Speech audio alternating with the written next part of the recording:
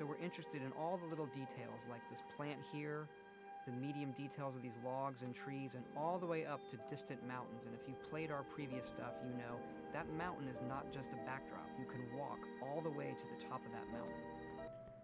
What is a video game to you? A lot of people have their own views on what a video game is.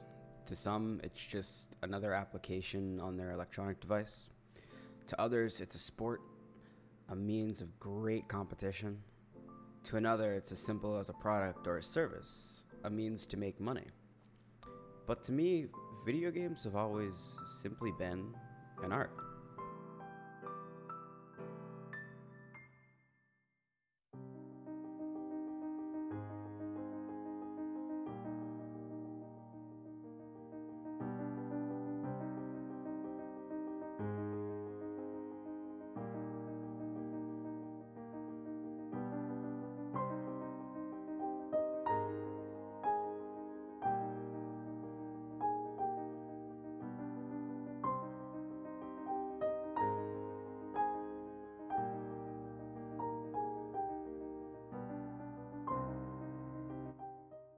A video game is a combination of different disciplines and skills that come together to craft this beautiful interactive experience unmatched by any other form of art or media.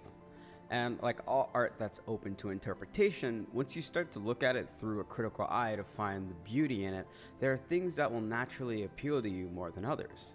Everyone has their biases towards what they enjoy the most out of any piece of art, the most common being the visuals. Despite hearing that you should never judge a book by its cover, everyone does it all the time. It's just human nature that you can't help. It's a gut reaction to form an opinion about something as soon as you see it mentally. The phrase was never really about not forming an opinion though. It's about not letting it affect you, more specifically, affect your decision making towards it. The father of behavioral science, Daniel Kahneman, once said, "If people are failing, they look inept. If people are succeeding, they look strong and good and competent." That's the halo effect.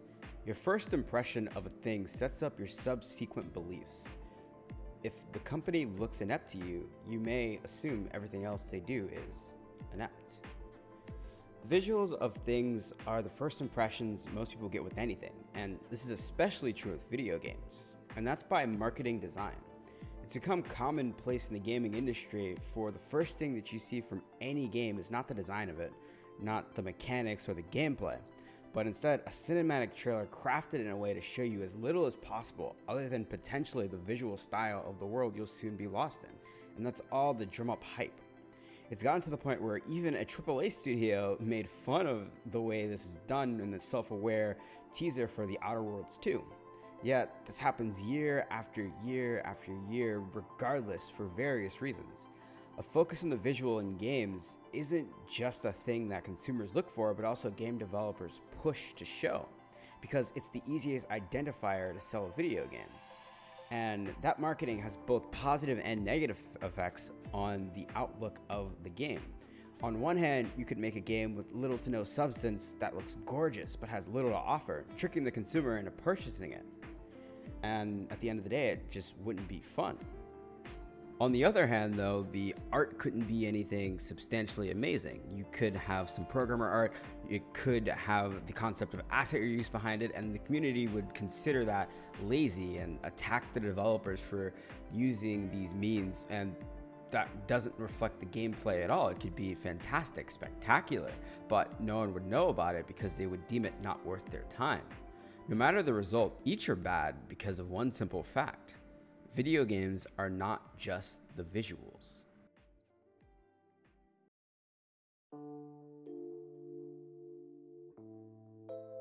The halo effect is defined as a cognitive bias wherein an initial positive impression of a person, brand, or product unconsciously influences our perception of them as a whole. For example, if you judge someone to be outgoing or attractive, you may also judge them to be more intelligent than they are. When thinking about art critically, most people break it down into the building blocks that make it up. In terms of video games, you can do that with the three disciplines that should define them: coding/programming, or the systems and mechanics and power behind the games; art/animation, or the look of the game, what the player sees and hears to display those systems and mechanics, and design, or how those visuals and systems interact with each other to come together to form the interactive experience as a whole. People tend to hold one over another mostly because they lack the understanding of what each brings to the table. Take programming, for example. More often than not, most people don't even acknowledge it in the process of game development, and the times they do are done when they're upset over a bug in the system. Either a lack of frames in a scene, a glitch, or a laggy experience are practically the only times you hear them even utter a semblance of feedback towards a programmer. But what a lot of people don't understand is just because there's a bug in the system doesn't mean that was always the coder's fault. Sometimes the designer cuts a corner and uses the system in a way that they shouldn't have. Sometimes the artist's model is in an incorrect format and it crashes the system because it wasn't built to support it.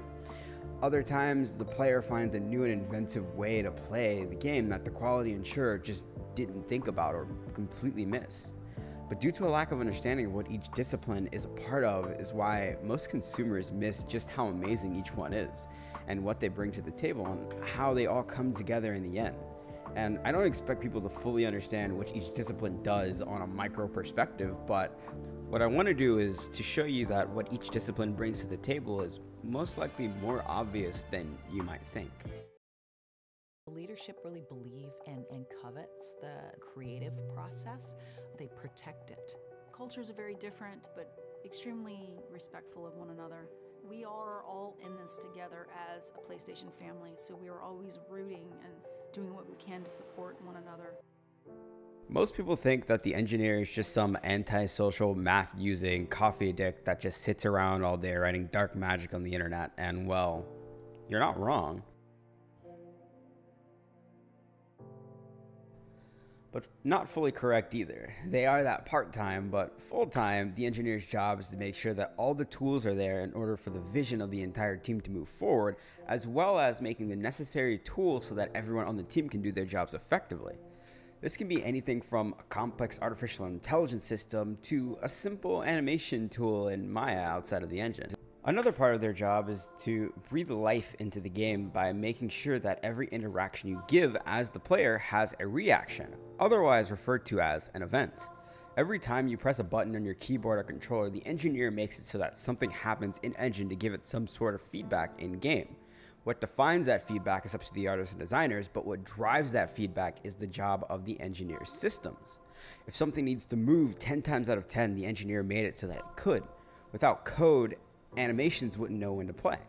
Objects in the world would never move or react. You wouldn't even be able to move the camera around, but so many people take that for granted as something that should just be standard. But these same people have never written a single line of code before in their lives. Another thing that gets taken for granted is the size of the worlds themselves. It seems like games are getting bigger and bigger each year, and part of that is because the technology is getting better, but an even larger part of that is because code is getting better as well. Take UE5's nanite system, for example, allowing the artist to have over 10 billion polygons or whatever the number is. Code holds the backbone of everything you see and interact with and needs to be tight and optimized, because without it, both art and design would be limited in what they could accomplish as a whole. Some easy examples of this and things that the engineer makes easy to see and appreciate their work holds in gameplay. Not the ideas itself, sure, but the use of them. Take the Marvel's Spider-Man game series, for example, which is one of the best combinations of talent from all three disciplines. The web swinging aspect is the most fun aspect of the games for me specifically, and it took 3 whole years to get it right. And a large part of it feeling as good as it does comes from the engineering behind it. From the dynamic node system to find the best points for you to attach your webs to, from the math behind the momentum-based movement, to the flexibility of options of traversal, you don't need an engineering degree to see the amount of skill and power provided. We wanted to make sure that we had a simple control scheme that lets you sort of pick up and play and get pretty good at it. But at the same time, we wanted to make sure we had depth in there for an experienced player. So as you play longer and longer, you'll find those little connecting moves. You'll find the fact that if you wall run, you can whip around the corner either through a button press or even just stick input. And so we wanted to make sure the controls were really accessible to begin with, but that the system had depth. The number of smooth animations the game chooses from for the type of swing jumps, all seamlessly transitioning from one to another, comes from a joint effort of the art team for the moves, the design team for the timings, and the coders to give the options in the first place. And the player interacts with the gameplay the most, so the amount of time and effort all disciplines spend to making sure it's great shows the easiest, and it all starts with code.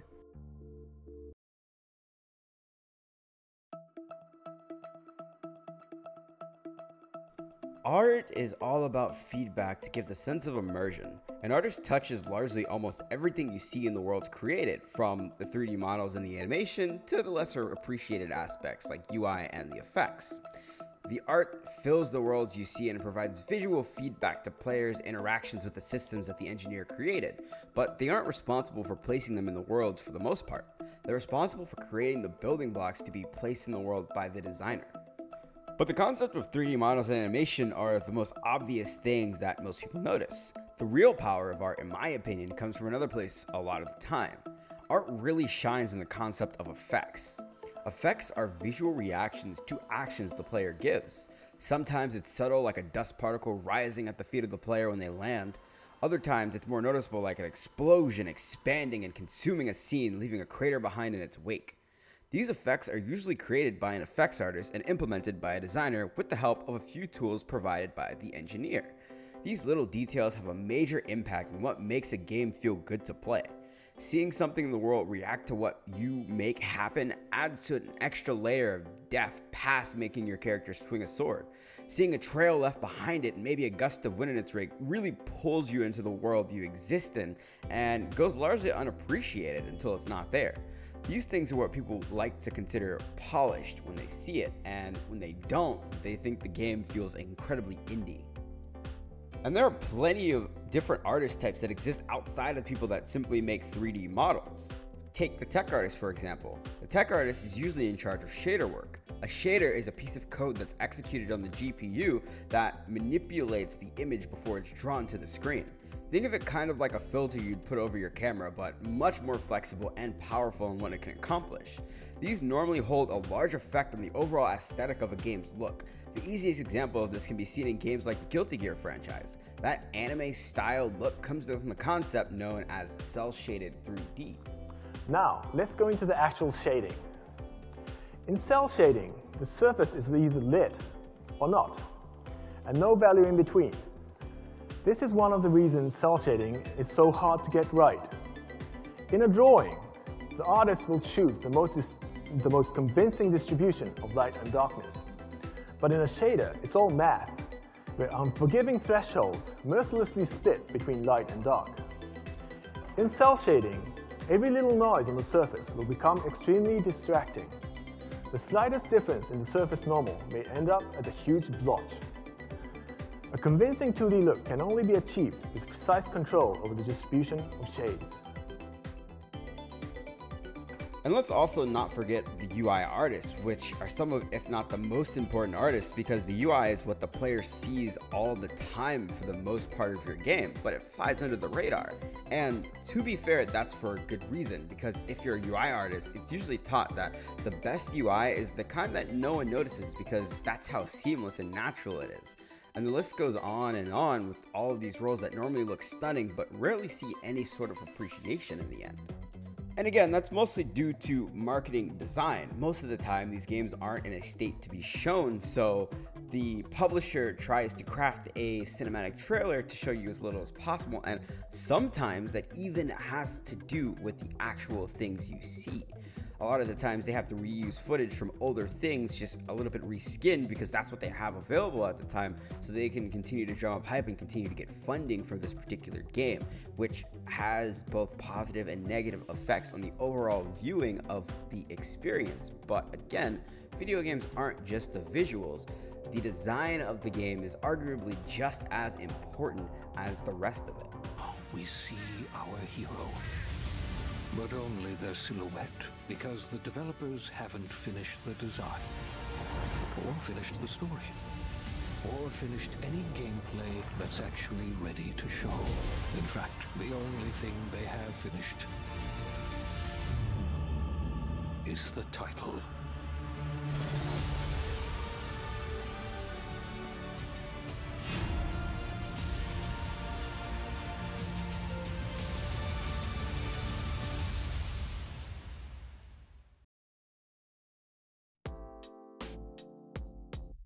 Design is often the most misunderstood role in the realm of game development, and that's probably why it's also the most difficult to define for me.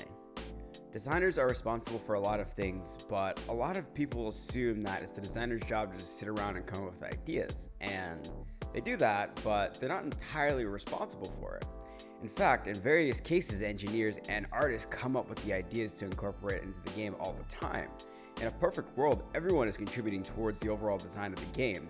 It's the designer's responsibility to organize all of these ideas into a cohesive experience that's not only immersive and natural to the consumer, but also enticing, and fleshing out those ideas to fit the world, narrative, and experience the game is going toward, as well as marrying the tools and functionality given by the engineer with the building blocks created by the artist, using both as intended by the creators to craft something whole. Reason to create a target experience is so art and design are aiming in the same direction. It can be tempting to think of art as downstream of game design. You might think game designers come up with all the rules and mechanics, and the artists just make it look pretty. But in practice, that doesn't work very well. They're both interdependent components of a game. Often the best results come when art, design, and engineering are all pushing the game toward the same target and setting each other up for easy wins. Designers work close with both programmers and artists in a lot of the things they do in engine. For example, artists might create a landscape set filled with buildings, textures, and objects, otherwise referred to as a mod kit.